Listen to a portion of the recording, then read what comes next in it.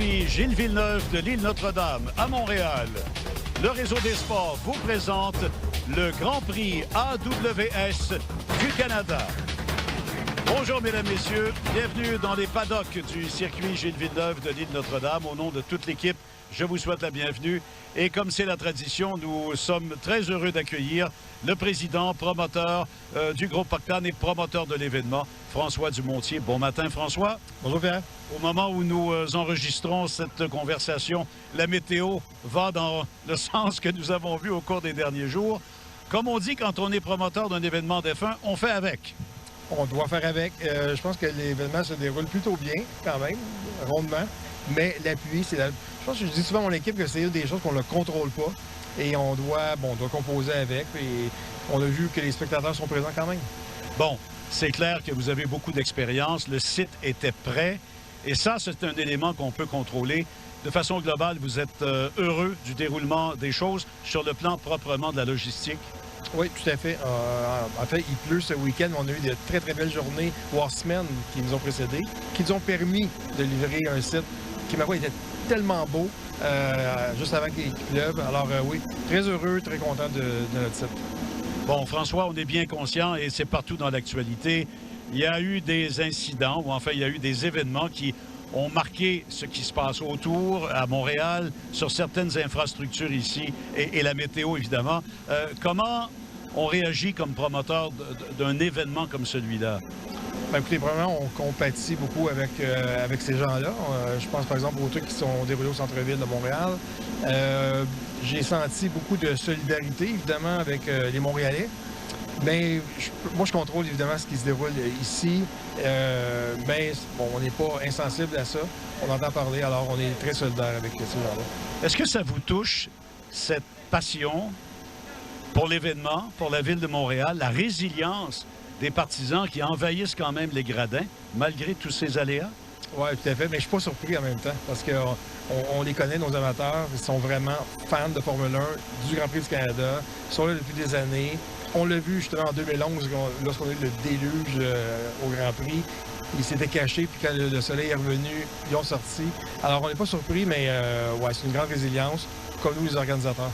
Bien, d'ailleurs, vous avez eu des travaux majeurs à entreprendre. Ça s'est fait sur près d'un an. On entend que des bonnes choses de la part des intervenants sur le terrain, dont Pirelli, à propos de la nouvelle surface. Oui, on est très heureux. Effectivement, une première fois qu'on roule sur un nouveau pavage, on ne sait pas à quoi s'attendre. On aura des commentaires de pilotes, de Pirelli justement, mais bon, les commentaires sont positifs et je dois remercier là, les gens de la Société du Grand Drapeau, de la ville avec qui on a travaillé. Beaucoup de travail à l'automne dernier. On a repavé le circuit en son entièreté, le drainage, etc. Et on a abaissé le circuit, on avait déjà parlé ensemble. Alors, ouais, très heureux des commentaires des pilotes. Bon, on va terminer comme on le fait habituellement, avec une petite discussion sur le plan sportif.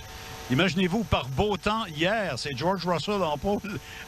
D'ailleurs, l'égalité, on n'avait pas vu ça depuis Jacques, et Frenzen et Schumacher à Jerez. Donc, comment vous voyez d'abord cette situation inattendue, et maintenant qu'on a le facteur peut-être de la météo pour encore plus épicer le spectacle? J'ai l'impression que le circuit GV2 va encore produire une course différente de ce qu'on s'attend normalement. Moi, j'aimerais ça aussi voir, on a vu dans le passé, depuis 1978, 6 pilotes remporter leur première victoire à Montréal. Moi, je pense qu'il pourrait peut-être y en avoir un 7e. Piastri est pas si loin sur la grille et sous la pluie, à Montréal, tout peut arriver. Bon, et Lance Stroll n'a pas été si mal, finalement. Aston Martin a montré quand même de belles choses hier. Oui, et quand on regarde les commentaires de Lance en début de semaine où il disait « Oh, on vient pas ici pour gagner », je pense qu'il voulait quand même bien performer. Et on est heureux pour Lance et heureux pour les amateurs. Et il est très bon sous la pluie. Il est très bon sous la pluie. Il pourrait surprendre, effectivement, aujourd'hui. Bien, François, merci. Merci à votre entourage aussi pour nous tenir bien au sec pour cette conversation. Bon Grand Prix, bonne course, bon événement. Merci beaucoup. Voilà, François Dumontier, promoteur du Grand Prix du Canada. Vous regardez d'ailleurs l'émission d'avant-course du Grand Prix du Canada 2024 à RDS. Cette émission vous est présentée par Jeep, le champion du hors-piste. Et par Heineken. Quand vous buvez, ne conduisez jamais. On est de retour. La pluie tombe, là, vraiment. Ça s'est un peu accéléré au cours des dernières minutes et la prévision est vraiment inchangée. On parle toujours de 80 % de probabilité de précipitation. C'est avec grand plaisir que j'accueille Bertrand, que je le retrouve aussi bien au sec et quelque part moins au sec, mais ça n'a pas l'air trop mal pour l'instant. Patrick, dans les paddocks, devant les garages de Ferrari. Alors bonjour à Patrick également. Bertrand, je vais d'abord te demander de nous résumer un petit peu les déboires de Ferrari hier, puis j'aimerais entendre Patrick par la suite. Donc, problème pour Leclerc et une admission aussi pour Carlos Sainz. Comme beaucoup de pilotes, la difficulté à faire monter les pneus à température pour qu'ils donnent beaucoup d'adhérence. Alors, ça a été difficile pour tous les pilotes, presque à ce niveau-là, et surtout pour Ferrari. Leclerc a dit, je suis arrivé dans les virages 1 et 2, j'étais moins 4 dixièmes. Wow. C'était terminé. Les pneus n'étaient pas montés en température dans le tour de préparation. Donc, dans son tour lancé, dès les 2 premiers virages, c'était terminé. Sainz lui dit, je serais passé à Q3 si je n'avais pas fait une erreur sortie du dernier virage. Sinon, je passais en Q3. Patrick, Bertrand et moi, on discutait hier, et toi, évidemment, tu peux ajouter ton grain de sel de pilote. On peut comprendre qu'on veut une bonne vitesse de pointe ici à Montréal. On peut la compromettre avec un braquage d'aileron pour avoir plus d'appui, mais on se plaint qu'on n'a ni l'un ni l'autre chez Ferrari. Oui, écoute, on a du travail à faire chez Ferrari, pas se rendre en Q3, surtout ici à Montréal. C'était une grosse déception. Puis comme on en a parlé tout au long de la qualification, la température des pneus doit être à l'intérieur de cette petite fenêtre-là pour performer. Puis en plus, j'en parlais avec Bertrand, on s'est un peu fourvoyé au niveau des stratégies pour Ferrari parce qu'on a mis les pneus neufs en début de Q2 alors qu'on aurait dû les mettre à la fin, mais on pensait que la pluie allait arriver, on pensait s'en sortir. Donc, on a dû faire la fin de la qualification sur les pneus usagés. C'est là qu'on a manqué peut-être un petit peu aussi. Puis écoute, quand tu parles de 4, 5, 6 pilotes en dedans d'un dixième, tu n'as pas de droit à l'erreur. Merci, Patrick. Merci à Bertrand. Bertrand a rencontré Frédéric Vasseur. On entendra un peu plus tard la discussion. Moi, j'ai rencontré Charles Leclerc jeudi. Il était évidemment dans un bien meilleur état d'esprit. Voici d'ailleurs cette conversation. Charles Leclerc, bonjour. Bonjour. Heureux de vous avoir avec nous. Merci. Alors, est-ce que vous avez pu assimiler, digérer toutes ces émotions d'il y a 2 semaines? Et qu'est-ce que ça a fait pour votre confiance personnelle? Ça a été un moment très très spécial et un moment dont je me souviendrai toute ma vie, ça c'est sûr, parce que je pense pour chaque pilote c'est très spécial de gagner son Grand Prix à la maison. Et je pense que pour chaque pilote aussi, c'est un rêve depuis tout petit de gagner un jour le Grand Prix de Monaco. Et moi j'ai la chance d'avoir le Grand Prix de Monaco comme un Grand Prix à la maison. Et donc du coup ça a fait... c'était vraiment très spécial. C'était très difficile à contenir les émotions. Chose qui est normalement une chose assez facile pour moi ou assez naturelle. Normalement les émotions je les monte pas trop et elles prennent jamais le dessus. Mais sur un Grand Prix comme celui-là, elles ont réussi à prendre le dessus, surtout dans les 5-10 derniers tours de la course. Donc non, c'était vraiment un moment incroyable. Vous nous avez rappelé Jean Alesi, qui disait ici qu'il était en larmes pendant le dernier tour de sa seule et unique victoire à Montréal. Vous avez exprimé la même chose. C'est fort quand même pour un pilote de F1. Bien sûr, c'est extrêmement fort. C'est la seule fois où c'est arrivé dans ma carrière, encore une fois. Normalement, les émotions, c'est à partir de la ligne d'arrivée. Mais à 2 tours de la fin, je suis sorti du tunnel et j'ai réalisé que j'avais les yeux un petit peu mouillés, que les larmes étaient à la limite de tomber. Après, je me suis repris et on a fini la course. Et après, bien sûr, les émotions ont repris le dessus. Mais c'était vraiment un moment très spécial. Et surtout le podium aussi, de voir toute ma famille en dessous du podium, ma copine, mes amis. Le prince, la princesse avec les larmes aux yeux. C'était incroyable. Parlez-moi de votre monture 2024, cette SF 2024. Vous aimez son ADN? C'est une bonne voiture. On a encore beaucoup de choses à améliorer, mais disons que quand on regarde les 7-8 derniers mois, je pense qu'on est un des teams qui a le plus progressé. Je suis vraiment content de la façon dont le team est en train de travailler.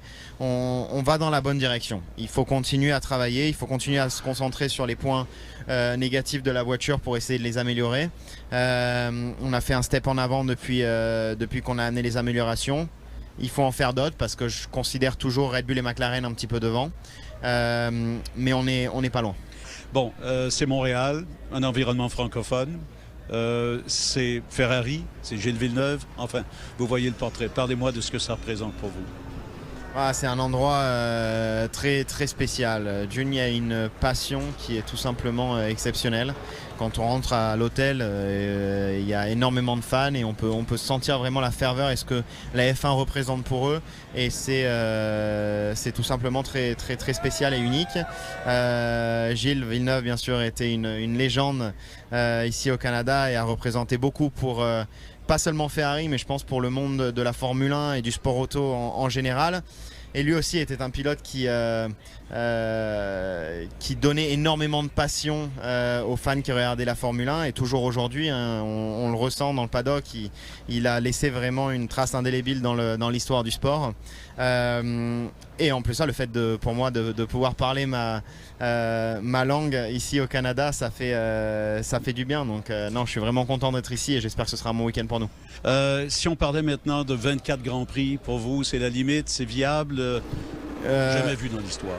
Je pense que nous, les pilotes, on peut pas...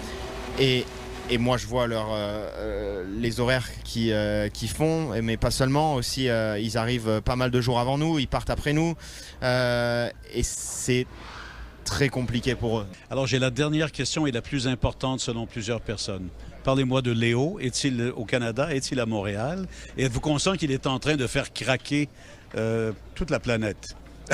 Ça m'a changé la vie, honnêtement. Je savais que je voulais un chien depuis toujours, mais il n'est pas au Canada malheureusement. Il est avec mon grand frère à Monaco. Mais bon, il est entre de bonnes mains et j'ai hâte de le retrouver après cette course. Il est adorable. Alors, merci de partager cette histoire très humaine. Elle est vraiment extraordinaire. Charles, merci beaucoup. On vous souhaite que du bonheur, que du plaisir et du succès à Montréal. Merci beaucoup. Merci beaucoup. Vous regardez l'émission d'avant-course du Grand Prix du Canada 2024 à RDS.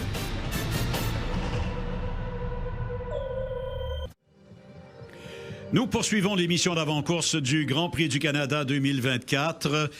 Après la conversation que vous venez d'entendre avec Charles Leclerc, l'un des deux pilotes de Ferrari, Bertrand, lui, a rencontré un peu plus tôt au cours des derniers jours le directeur de la Scuderia, Frédéric Vasseur.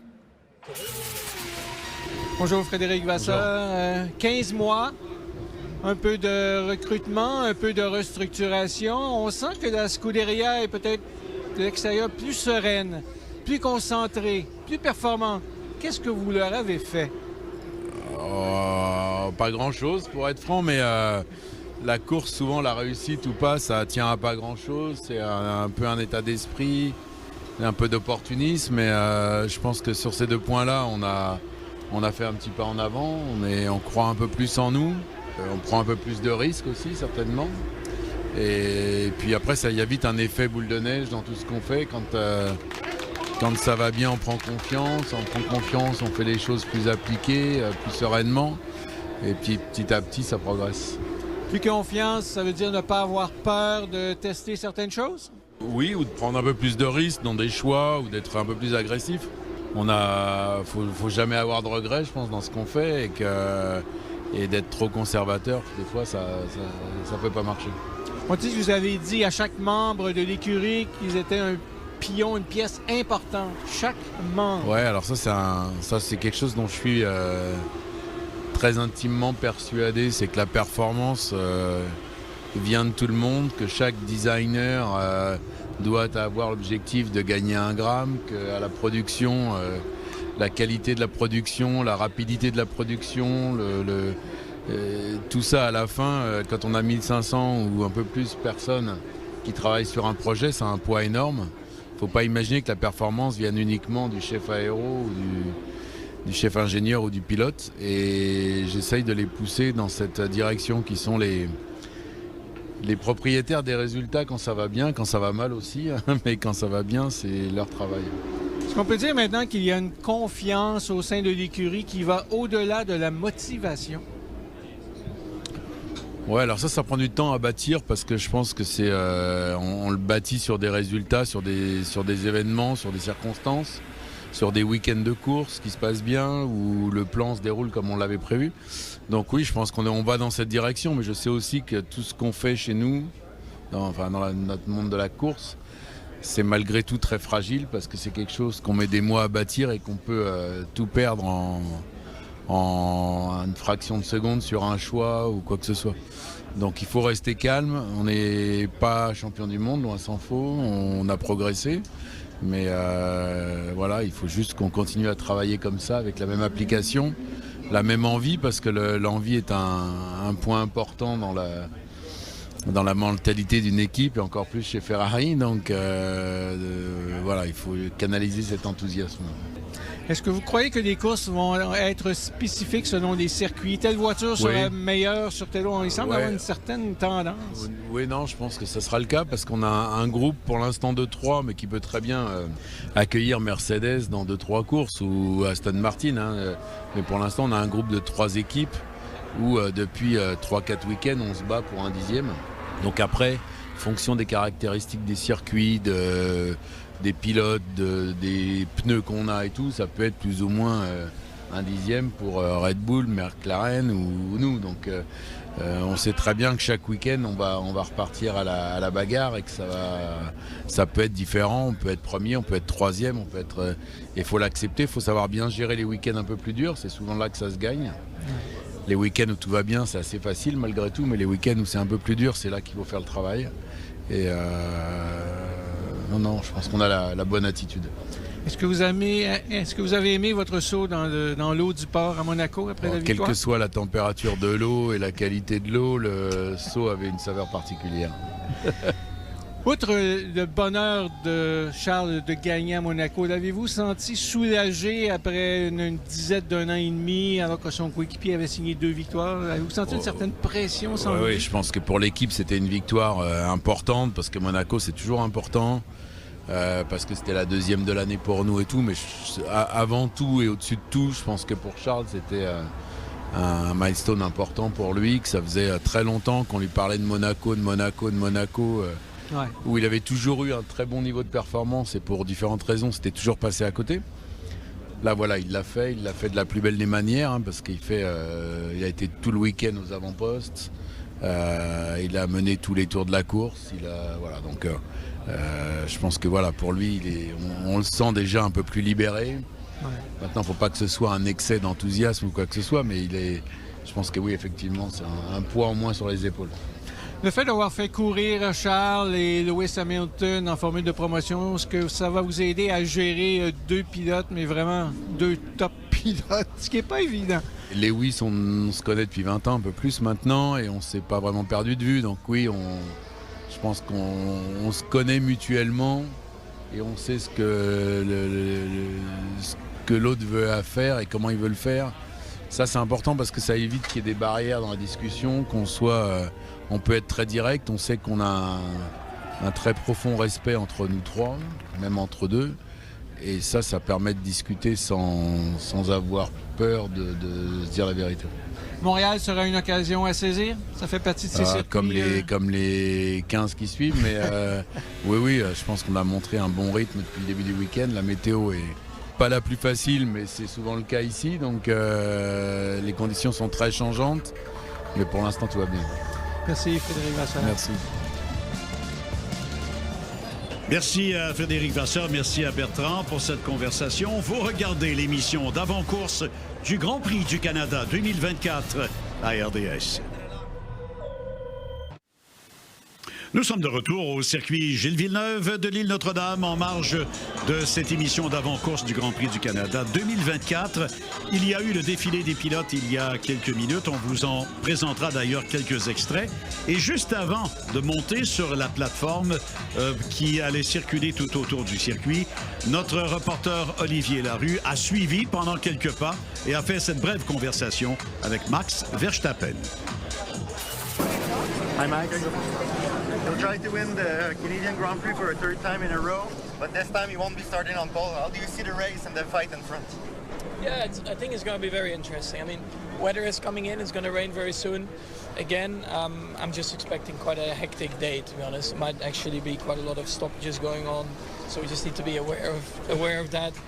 And then we'll see. I mean, pace-wise, I think the whole weekend has been a little bit tricky for us. But we're there, you know, we're in the front row and anything is possible. With all the mixed condition and you miss some time in FP2, how tough it is to prepare strategically for that kind of race? Yeah, well, I think in general it's difficult for everyone when it's like this with the weather.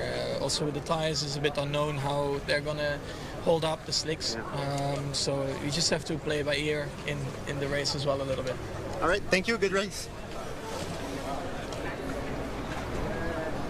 Une excellente conversation. Bertrand, on sent les pilotes pas résignés, mais accepter la situation. Et écoute, c'est un peu léger peut-être de dire qu'un est très bon sous la pluie. Je pense qu'ils le sont tous, finalement. Ouais. Mais lui est particulièrement magicien à ses heures, dans des conditions pas faciles. Oui, il ne l'a pas facile depuis quelques courses non plus. Max Verstappen doit vraiment se battre avec une voiture difficile dans certaines conditions. On en a parlé, des circuits bosselés, des circuits qui requièrent de chevaucher des vibreurs dans les virages. Alors, il doit se battre. Et là, peut-être qu'il se dit, bon, je peux en profiter aujourd'hui. Je ne pars peut-être pas de la position de tête, mais tout juste en première ligne. Oui. C'est très bien. Tout est possible au virage 1 et 2 ici à Montréal. Partir à droite, c'est pas nécessairement une grande pénalité, là. Surtout si celui qui est à votre gauche connaît un mauvais départ, ça vous donne le point de corde. Lance Stroll a ses partisans et il est particulièrement bon lui aussi sous la pluie. On écoute ses commentaires. Yeah, it's, I mean, I love the track. I love the challenge of it. The walls are close. You know, it's very tricky, like with curb riding and stuff. So it has its unique challenges, and the racing's always exciting. So I'm looking forward to this afternoon.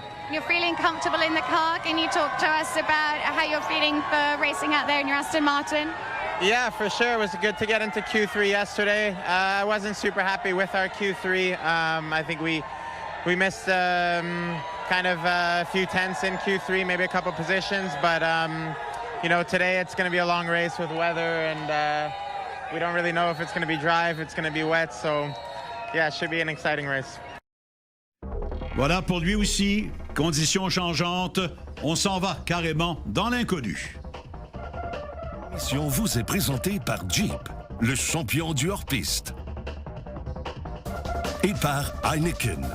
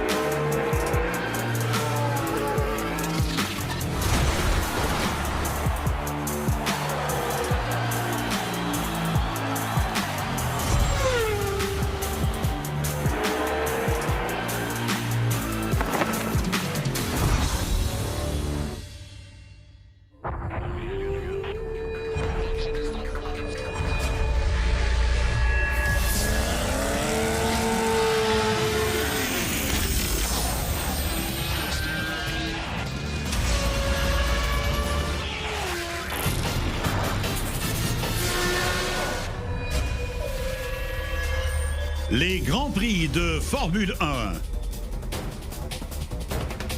Du circuit Gilles Villeneuve de l'île Notre-Dame à Montréal, nous avons le plaisir de vous présenter l'émission d'avant-course du Grand Prix AWS du Canada.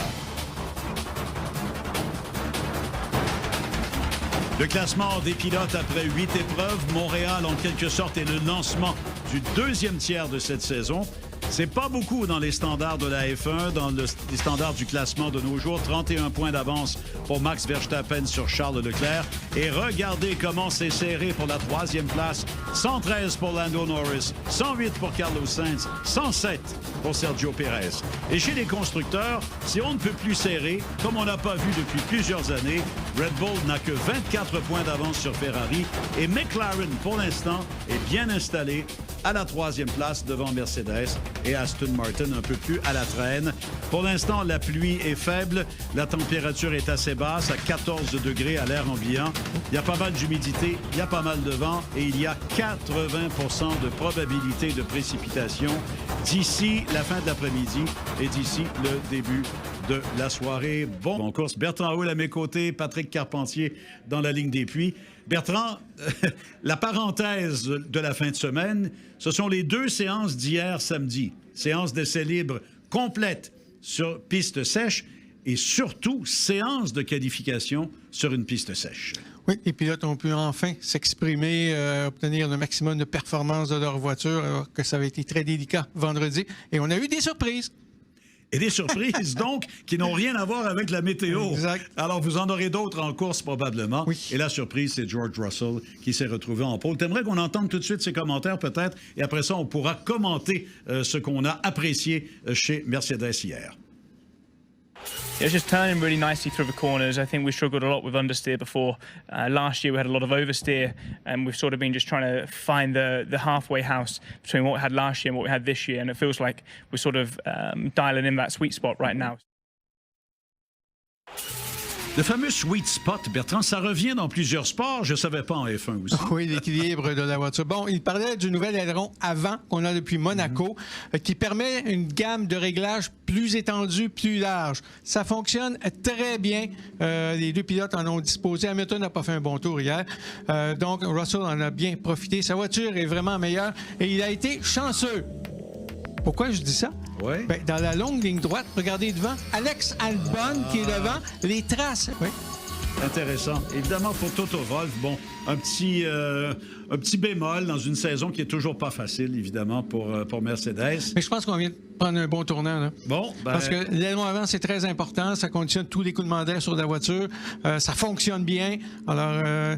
Il faudra valider à Barcelone, une piste plus traditionnelle dans 2 semaines. Et pour l'instant, on est très heureux chez Mercedes. Enfin, un peu de lumière au bout du tunnel. Barcelone, c'est la validation absolue de toute façon. Chez Red Bull, c'est peut-être pas la meilleure séquence, mais je pense que Max Verstappen, dans les circonstances, est pas du tout malheureux de sa 2e place. Donc, à la première ligne, à la grille de départ. Ça aurait pu être bien plus grave. Oui, on est dans une séquence de circuits qui ne conviennent pas à la Red Bull. Elle n'aime pas des circuits bosselés. Elle n'aime pas des virages où il faut chevaucher les bordures pour aller rapidement. Alors, c'était le cas à Miami, c'était le cas à Émilie-Romagne, c'était le cas à Monaco. Ici, c'est moins pire. Il dit...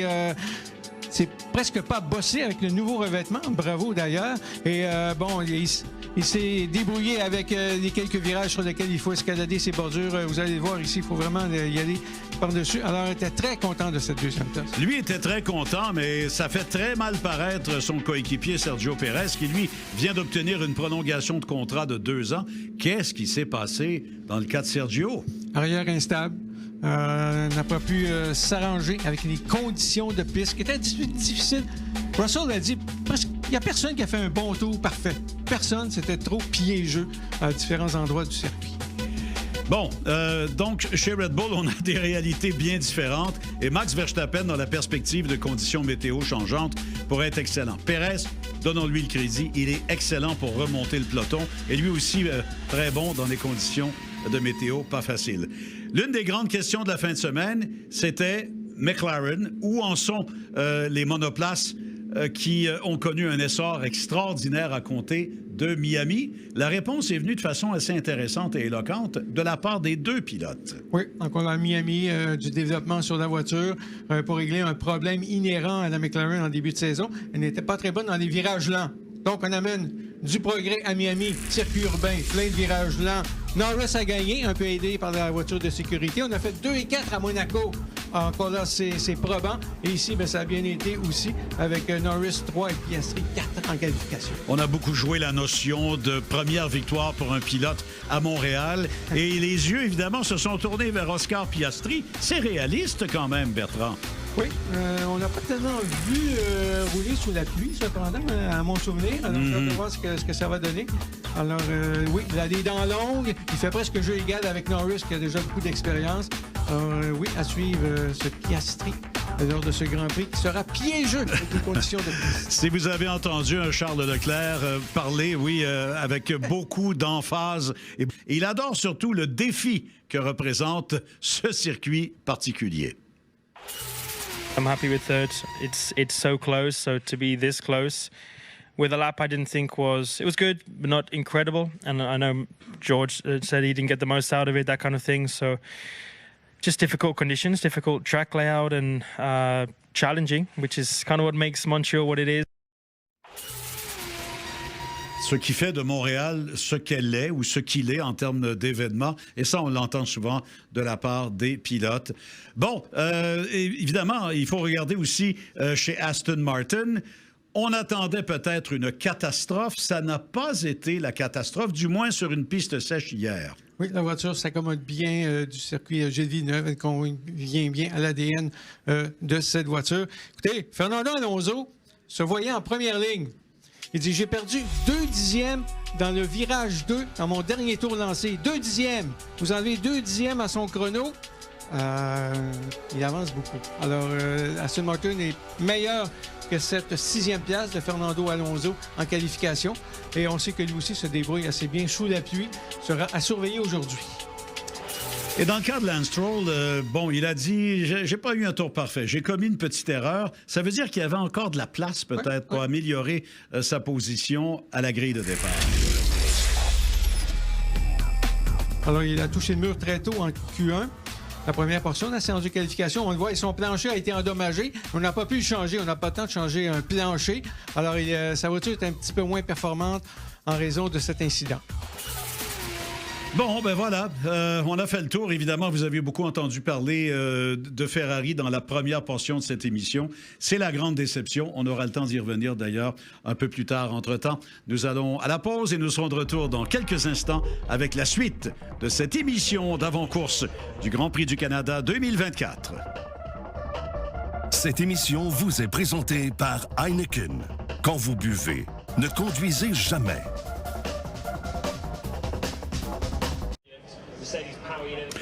On est de retour au circuit Gilles Villeneuve. Ça demeure assez détrempé. Cela dit, pour l'instant, il semble y avoir une petite accalmie du côté des précipitations. Ce sont vraiment des conditions semblables depuis 4 jours. Il y a beaucoup de convection. Ça se développe en un clin d'œil. Puis parfois, il y a de belles éclaircies. Puis le vent assèche tout ça un peu. Bon, on vous a parlé de la reconduction de l'entente entre Sergio Pérez et Red Bull pour 2 ans. Cette reconduction n'a pas plu à certains qui pouvaient espérer ce siège. Cela dit, un de ceux-là était Yuki Tsunoda, Bertrand. On l'a au moins rassuré pour 2025 en Formule 1. Oui, il restera pour une 5e saison chez RB, ancien AlphaTauri. Un peu coincé. Il est dans la filière Red Bull depuis ses débuts en Formule 1. Bon, on a signé Perez, il n'ira pas chez Red Bull. Et les autres off, ce seraient des écuries qui vont moins bien présentement que RB. Alors, il reste 1 an chez RB avec Ricardo. Peut-être, on ne sait pas si Ricardo va rester. Il y a une chose qui est sûre, c'est que Honda veut bien garder Yuki Tsunoda en F1. On sait que Honda sera le partenaire d'Aston Martin à compter de 2026. Alors, c'est peut-être une année de transition pour le pilote qui est quand même, soyons honnêtes, en progrès. Oui. Il a connu un bel essor cette saison. C'est un peu le sujet aussi de discussion. Enfin, l'un des sujets dans les paddocks cette fin de semaine, Bertrand, qui ira où? Quels seront les sièges qui seront disponibles, à part ceux qu'on vient de combler au cours des dernières heures? Alors, on peut commencer par les écuries qui sont confirmées. Alors, Verstappen, Perez, on sait Ferrari, 2 excellents pilotes. McLaren, 2 excellents pilotes. Alonso, malgré son âge, va poursuivre pour 2 autres années chez Aston Martin à côté de Lance Stroll. Et là où il y a des possibilités, c'est quand même assez intéressant. Il y en a pas mal. Mercedes qui demeure quand même un bon siège. RB reste à confirmer. Haas, 2 places à confirmer, on pense vraiment. Williams, probablement Sainz. Alpine, Gasly va rester. Qui sera son coéquipier? Et chez Sauber, Hülkenberg a déjà signé. On cherche un bon coéquipier. On voulait Sainz. Ce ne sera pas le cas, semble-t-il. Sainz a d'autres idées. Sainz juge peut-être que tout le programme, le lancement, qui sera éventuellement un excellent programme, mais c'est très ambitieux, ça prend quelques années. Alors peut-être qu'on a un peu plus d'espoir de progrès rapide chez Williams dans le cas de Carlos Sainz que de complètement lancer un nouveau programme. Bon, il y a aussi de jeunes pilotes qui sont prêts à faire le saut en Formule 1. Est-ce qu'il y a des rumeurs qui touchent certains de ces jeunes pilotes?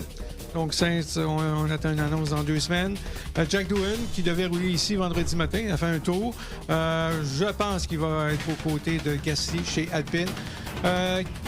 Kimi Antonelli aura 18 ans au mois d'août. Il est en Formule 2. C'est pas brillant, mais on a confiance en son talent, en son très grand talent. J'ai fait des essais sur des F1 Mercedes vieilles de 2 ans. On espère le placer dans l'écurie au plus tard en 2026, peut-être même l'an prochain. Cela dit, si vous vous posez la question, 18 ans, c'est correct pour aller en F1.